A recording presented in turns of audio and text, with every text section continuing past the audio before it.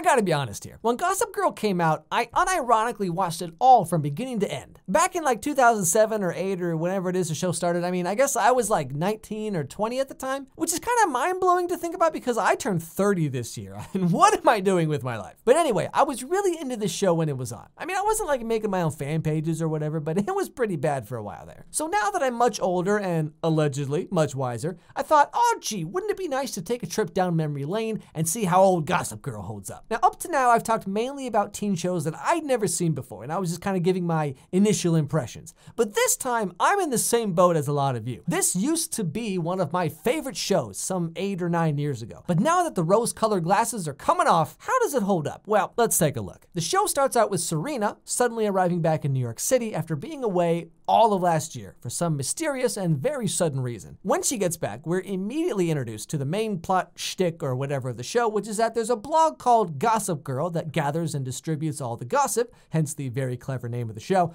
about the social elite teens of New York City. One of my many sources, Melanie91, sends us this. Spotted at Grand Central, bags in hand, Serena Vanderwoodson. Was it only a year ago our it girl mysteriously disappeared for, quote, boarding school? At the same time, we're introduced to Dan Humphrey, the poor, brooding, nobody kid who writes novels and fell in love with Serena back in 9th grade, and now just stares at her from afar because he's very well adjusted. Flashing sideways, we meet Blair and Nate, who are at some kind of party, which literally is the setting of every episode in the show, and we see them trying to do the devil's tango. I love you, Nate Archibald. Always have, always will. Ha! Liar! Serena shows up, which surprises everyone, and then suddenly leaves because the party's like so lame. Flashing back to Dan, we see him, his sister, and his dad in their we're barely scraping by apartment. Guess whose dad is cool? It's a trick question. Yeah, because it can't be ours. Look at this. Top 10 forgotten bands of the 90s. Yeah, check out his number 9. He's very proud. Hey, way to be forgotten. You know, this is one of those like Hollywood things where, okay, so like Dan is supposed to be the poor kid, the everyman. You know, his dad's working hard trying to make ends meet for his kids and all that, and somehow they can afford to live in the apartment on the cover of every interior decorating magazine. Yes, clearly times are tough, Dan. Oh geez, he only has triple ply toilet paper. Won't someone think of the children? But that's how you get remembered. Maybe you'd care if Dad's band was on Gossip Girl. What? I read Gossip Girl. That's for chicks. So that was in your laptop up into it last night, reading all about Serena Vanderwoodson? Hey, speaking of which, you didn't check any of the other tabs, did you? I mean, those were just pop-ups, I swear. It wasn't me. Stop looking! Upon learning that Serena is back in town, Nate decides to wait for her outside her hotel. Nate? Oh, hey. Your mom told me you guys were staying here at the palace. Yeah, we're renovating again. You know my mom, if it's not broke, break it. So what are you doing here? Oh, I just wanted to see how you were. And before you ask, no, I wasn't just standing here waiting for you to come out like some kind of creepy stalker. Why would you even say that? And also, before you ask, yes, as a matter of fact, I am trying to look like Jonathan Taylor Thomas circa 1993. Thank you for noticing. Serena. No. But you're back now. I didn't come back for you. Look, Blair's my best friend, and you're her boyfriend, and she loves you. Now the kids have their first day of school. Dan hops on the public city bus, and for some reason, Nate and his friend Chuck are on the same bus. Maybe it's just because it's like the first episode or whatever, but given the setting of the show and how these characters are presented, you know, like they're super rich kids who live in mansions and they have their own personal drivers and everything, but here they are riding the public city bus, which is something they never do ever again in the entire show. At school, Serena meets up with Blair, and they showcase the power of girl friendship. Well, we should get going then. Unless you want us to wait for you. Looks like you got a lot of yogurt left. No, go ahead.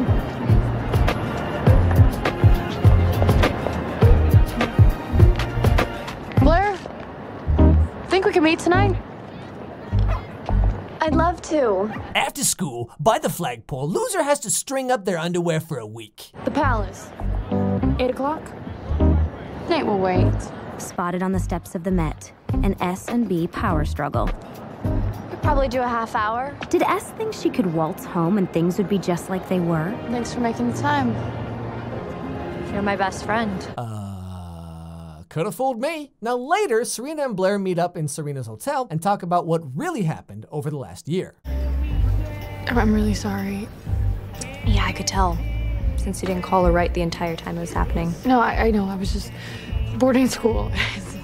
Do you know how it felt calling your house when you didn't show up at school and having your mom say, Serena didn't tell you that she moved to Connecticut? I had to go. I needed to get away from everything. Yeah, you know, I get that feeling. I mean, I moved all the way around the world to get away from everything too. But I mean, Connecticut? Really?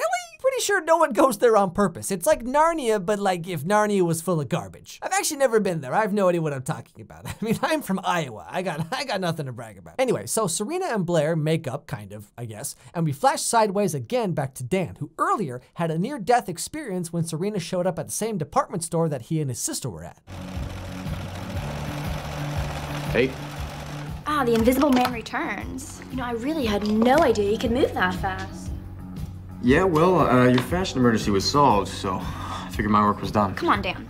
Serena said hi to you at a 9th grade birthday party, and you've never forgotten it. You know, this line basically sums up my entire high school experience. I mean, some poor girl would make eye contact with me like once in the hallway, and that was it. We were getting married. It was destiny. After Blair leaves the bar, Serena stays behind drinking martinis, which I mean, I guess it's better than mimosas for breakfast, am I right? And here she runs into Chuck, who gives us all a lesson on how to really get to a girl's heart. How about I just get a bite to eat? I've been drinking on an empty stomach. I heard you didn't do that anymore.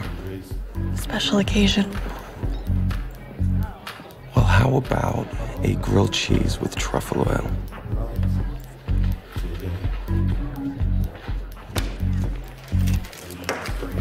So that's how you get girls in high school. I thought I needed to have like Hollister jeans or like a bunch of wristbands or something, but no, I just needed to go around handing out grilled cheese sandwiches. I've been doing it wrong this whole time. While this is going on, Nate and Blair are trying once again to do Satan's Mambo, but Nate has something very, very important to tell Blair.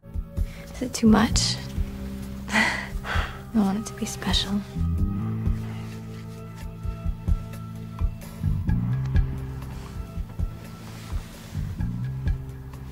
What's wrong? Look, I don't know how to say this.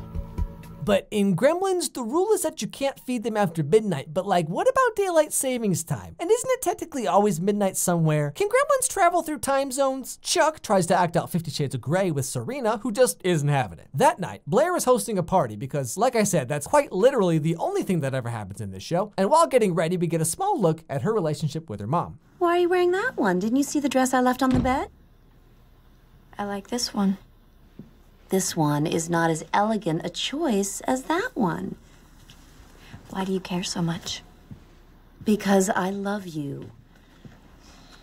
Blair, you will never be more beautiful or thin or happy than you are right now. Boy, you know, nothing a girl likes to hear more than, hey, you're a depreciating asset. It's all downhill from here. And then we end up at the party. Remember back when we all thought that school dances and parties would be like this? You know, like all glitzy and glamour with like perfect camera angles all the time, you know? And then you finally go to one and it's just people standing around doing like a whole lot of nothing. And they play a slow song and you just kind of like shoot right for the snack table because, you know, that's where you're going to be the whole night anyway. But it's fine. I don't care. I came here for the snacks anyway, okay? Who wants a donut? Then Chuck goes after Dan's sister. Dan punches Chuck. It's a whole thing. You know, watching the show back now, it's interesting how like, okay, so this show came out before YouTube was really a big thing, certainly before Twitter or Instagram even existed. But like, if this show was made today, with the internet the way it is now, this would be a really different show. The most jarring thing for me watching the show back now is just how analog everyone's life is. The show is about social elites and like crazy rich teenagers in New York City, but like no one's vlogging or Snapchatting, no one's talking about Instagram followers or likes or whatever. I mean, this show might as well be in a different universe. The world of like 9 years ago, it's like watching a documentary on ancient Egypt. This world just doesn't exist anymore. But yeah, like I said, I used to really love this show, and honestly, I couldn't tell you why. Although, I'll be honest here, compared to what we have now, where everything is vampires, werewolves, shape-shifting things or whatever, I mean, this show is actually really tame and chill. I think we could use a few more shows like this nowadays, you know what I'm saying? Hey everybody, thanks so much for watching this video. First thing I want to say, the store is now open. I've been getting a lot of messages, lots of tweets, people saying, when's the merch coming? What kind of merch you gonna do? I want some merch, things like that. Well, it's officially here. I got t-shirts, phone cases, pillowcases, you know, whatever. I got Charlie's face, I got a whole bunch of stuff on there. So if you're interested, you can see some samples right here. URL is on the screen, or of course, the link is down in the description. So check it out if you're interested. I would appreciate it, help support the channel and all that stuff. So like I said in the video, I actually was a really big fan of Gossip Girl younger when it came out. I mean, I guess I was kind of in like the perfect age demographic, whatever. But now, you know, as someone who's almost 30, going back and watching it, it's like, man, this show was really weird. I mean, compared to the other teen shows, right? Like, you know, like I said, you got vampires, you got werewolves, you got shape-shifting aliens and stuff. And there's like, teen drama's just gone so weird now. But you look back and it's like, you know, Gossip Girl was really simple. It was rich kids in New York City being rich kids in New York City. And that was it. There was no secret twins. There was no like shape-shifting demons. There was no late magic powers that manifest when you're 16 or whatever. It was just rich kids being rich kids. You know, maybe we need more shows like that. But yeah, anyway, thank you so much for watching. Don't forget to subscribe. Follow me on Twitter. Tweet at me. I try to respond to everything I get. Follow my dog Charlie's Instagram. It's here on the screen. Link is in the description. And above all else, have a good day, everybody. And I'll see you all next time.